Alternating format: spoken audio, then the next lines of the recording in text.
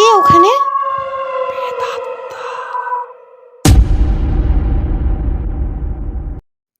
Hello, কালকে আসছো তো নাকি? হ্যাঁ, কাল রাতে তো ট্রেন আছে। কালকেই বেরোবো, দুদিন পরেই হয়তো পৌঁছে যাব। ঠিক আছে, তাহলে ঠিকঠাক মতো জামা কাপড় গুছিয়ে এনো, কিন্তু এখানে তো আবার দুদিন থাকবা। সে তো আনবই, কিন্তু কি দরকার ছিল মুম্বাইতে ট্রান্সফার হওয়া? তোমার বাবার খেয়ে কাচ্ছিল না নাকি? কি করবো বলো তো? বাবা তো পুলিশ নাকি, যখন যেখানে সরকার ট্রান্সফার করবে সেখানেই তো যেতে হবে আমার বাবাকে। আহ, শ্বশুর না তো, যেন অসুর। ওই তো গব্বা মতো চেহারা। হোক, বাদ দাও। আমি এখন অফিসে আছি, পরে কথা বলছি। ফোনটা রেখে চলে গেলাম ক্যান্টিনে। টিফিন টাইম হয়ে গেছে। খাবারটা নিয়ে সৌমাল্যের সাথে বসে পড়লাম খেতে। সৌমাল্য আমার একজন অফিস কলিগ। বুঝলি সৌমাল্য, কাল রাতেই তো বেরিয়ে যাচ্ছি। বলছি কি, আমার কাজ যদি কিছু বাকি থাকে তুই সামলে নিস। সে তোকে ভাবতে হবে না। তোর কাজ যদি কিছু বাকি থাকে আমি করে দেবো। তবে হ্যাঁ, একটা কথা মনে রাখিস, মুম্বাই যাচ্ছিস সাবধানে যাস। আর আসার সময় আমার জন্য ওই বড়া পাও আনাতে বলিস না। আচ্ছা আচ্ছা, সে কথা আমার মনেই থাকবে। কিন্তু দুদিন লাগবে তো তোর ফিরে আসতে আমার। তা তোর তো বড়া পাও যদি আনি, সেটা কি থাকবে?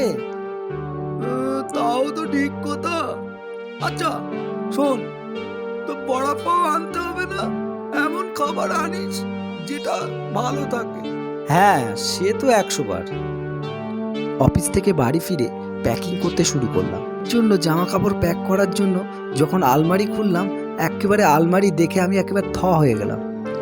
ও মা, এখানে আমার জামা কাপড় কই?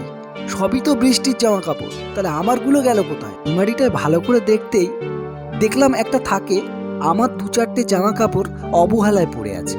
সেখান থেকেই দুটো প্যান্ট আর দুটো শার্ট প্যাক করে নিলাম।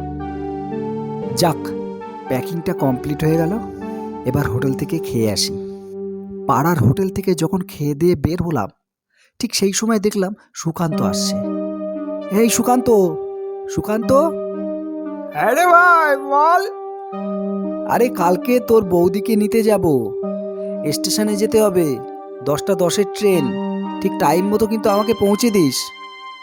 আরে সকাল 10টা 10 না রাত্রে? আরে বাবা, রাত্রে 10টা 10-এ।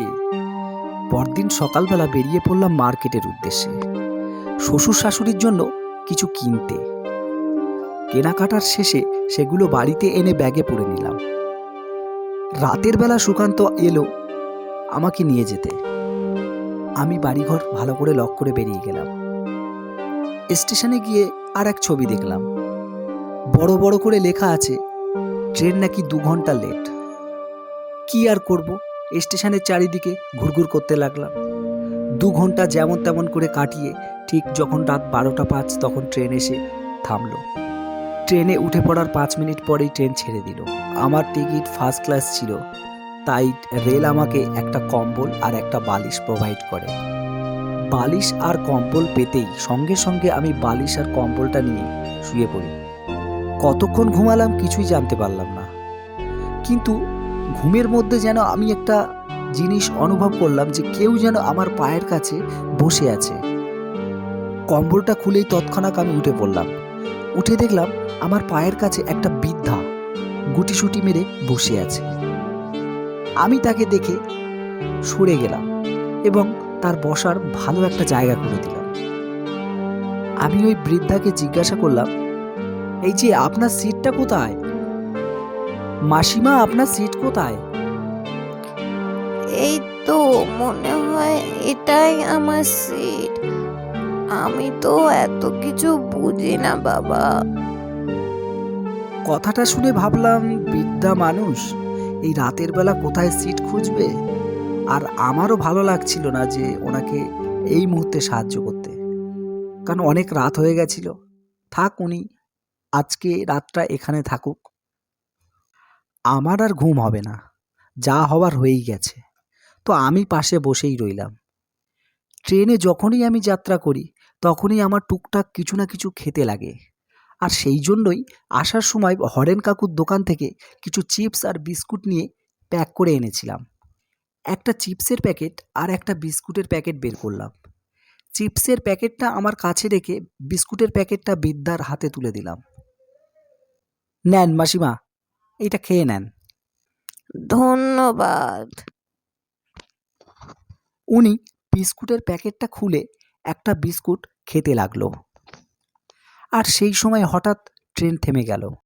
দিকে তাড়াহুড়ো বেঁধে গেল আর চেঁচামেচির একটা আওয়াজ পেলাম বললাম, এবং কিছুটা দূরে যেতেই দেখলাম সামনেই এক ঝাঁক লোক দাঁড়িয়ে রয়েছে।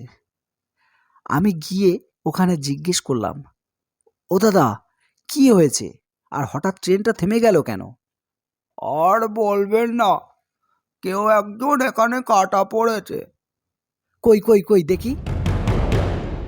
এ কি, এ তো বড় আশ্চর্য বিষয়। এই সেই বিদ্যা যিনি আমার সিটে বসেছিল, যাকে আমি বিস্কুটের প্যাকেট দিয়েছি, সে এখানে ট্রেনে কাটা পড়ে গেল। আর উনি তো আমার সামনে ছিল, তবে এখানে কি করে এলো? তবে ওখানে কে আছে? আমি ছুটতে চলে গেলাম সেই আমার কম্পার্টমেন্টে। গিয়ে দেখলাম সেখানে আর সেই বিদ্যা নেই। আমার দেওয়া বিস্কুটের প্যাকেট সেই সিটের উপরে অক্ষত অবস্থায় পড়ে আছে, অথচ উনি সেই বিস্কুটের প্যাকেট কেটে একটা বিস্কুটও খেয়েছিলেন। এই ঘটনার পর আমি কোনো ক্রমে মুম্বাই পৌঁছে গেলাম এবং আমার ওয়াইফকে নিয়ে আমি বাড়ি ফিরলাম। এরপর থেকে আমি কোনো দিন আর ট্রেনে সফর করিনি।